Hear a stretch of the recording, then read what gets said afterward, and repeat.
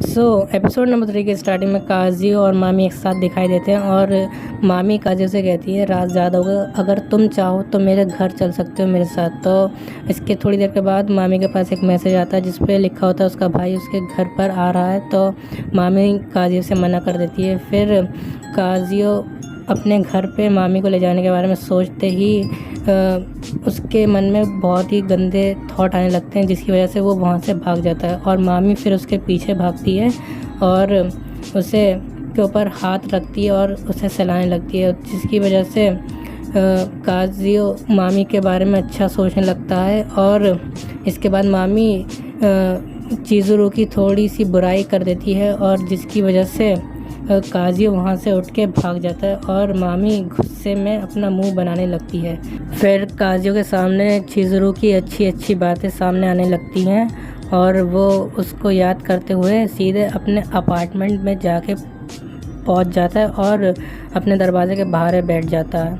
और वहाँ पर उसे चिज़ुरू भी मिलती है और वो उससे कहती है कि इस सब बातों का मुझे कुछ भी बुरा नहीं लगा, क्योंकि ये मेरी जॉब है और वो आपके ऊपर है कि आप मेरे से कैसा बर्ताव करते हैं।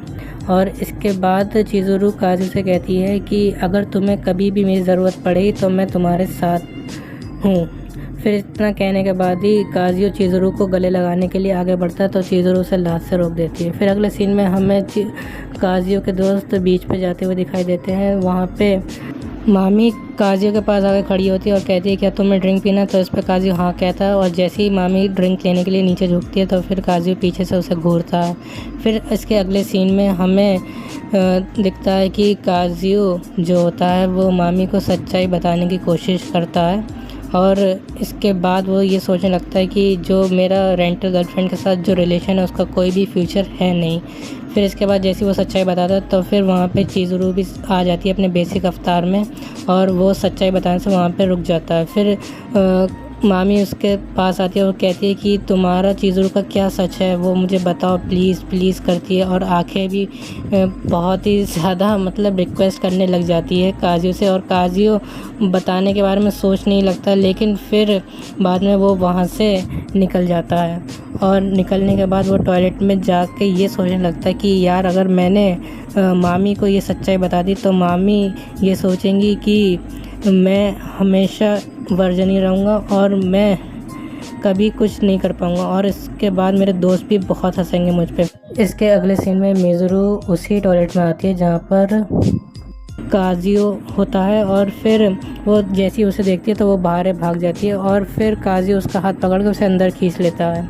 फिर इसके बाद हमें काजियो और चिज़ुरू आपस में बात करते हुए दिखाई देते हैं और इस पर चिज़ुरू कहती है कि तुम्हें सच्चाई बता देनी चाहिए कि हम दोनों का ब्रेकअप हो गया तो यहाँ पे सब मामला ख़त्म हो जाएगा। फिर इसके बाद काजियो कहता है कि मैंने तुम्हें हर वेडनेसडे के लिए तो बुक किया, लेकिन अगर मेरा मामी के साथ अगर रिलेशन सही हो गया तो तुम इससे कोई ज़्यादा तुम्हें फ़र्क तो नहीं पड़ेगा। तो इसके बाद चिज़ुरू उस पर बहुत ही ज़्यादा गुस्सा हो जाती है और वो कहती है कि तुम सिर्फ मेरे लिए एक ग्राहक हो, इससे ज़्यादा कुछ नहीं। फिर इसके बाद मामी बाहर से दरवाज़ा खटखटाने लगती है और वो कहती है क्या काजियो तुम्हारे साथ कोई है। फिर इसके बाद काजियो और चिज़ुरू बहुत ही ज़्यादा नर्वस हो जाते हैं। वो सोचने लगते हैं कि यार अब तो हम दोनों पकड़े जाएंगे फाइनली। फिर इसके बाद काजियो बाहर आता है और वो कहता है कुछ भी तो नहीं है, कोई भी तो नहीं है, मैं फ़ोन पे बात कर रहा था। तो इस पे मामी कहती हैं कि तुम्हारा फ़ोन तो बाहर है टेबल पे, तुम मुझसे झूठ बोल रहे हो। फिर इसके बाद मामी जैसे ही दरवाज़ा खोलने जाती है तो काजियो को ये लगता है कि आज इचिनोज़ और चिज़ुरू का भाटा फूट जाएगा। फिर इसके बाद जैसे ही दरवाज़ा खुलता है तो वहाँ से चिज़ुरू बाहर आती है और मामी उसे देखते हुए शॉक हो जाती है और बाद में पता चलता है कि चिज़ुरू ने अपना ड्रेस बदल लिया है।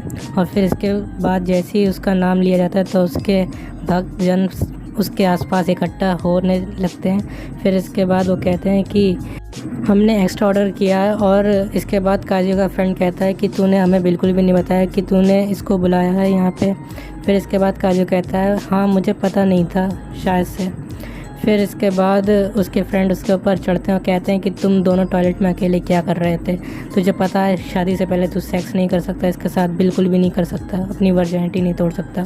फिर इसके अगले सीन में हमें काजी और चिज़ुरू साथ में बात करते हुए दिखाई देते हैं और कहते हैं कि हम अब इस चीज़ को और ज़्यादा लंबा नहीं कह सकते क्योंकि मेरे दोस्त भी यहाँ पे हैं। फिर अगले सीन में मामी उन दोनों को बात करते हुए देखती है और कहती है कि सॉरी तुम दोनों की प्राइवेट टॉक के बीच में मैं आई। फिर इसके अगले सीन में हम सारे दोस्तों को एक साथ इकट्ठा देखते हैं और सारे दोस्त कहते हैं चिज़ुरू अगर तुम यहीं से तो कोई घूमने के लिए अच्छी जगह बताओ हमें। फिर इस पे काजू कहता है कि वो अमीर घर की लड़की और वो ज़्यादा नहीं घूमती है।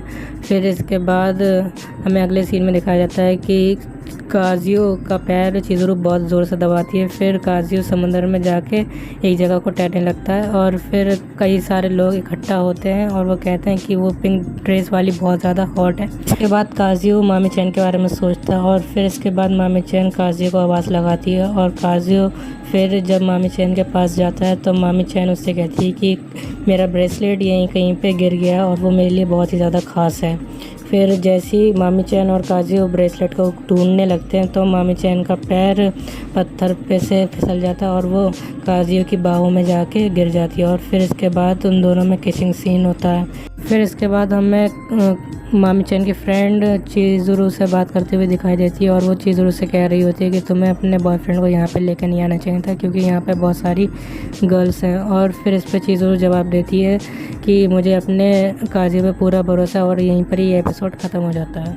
होप सो गाइस अगर आपको एक्सप्लेनेशन पसंद आई हो तो प्लीज़ वीडियो को लाइक करें और चैनल को ज़रूर से सब्सक्राइब करें। मिलता हूँ आपसे अगले एपिसोड में, तब तक के लिए बाय बाय।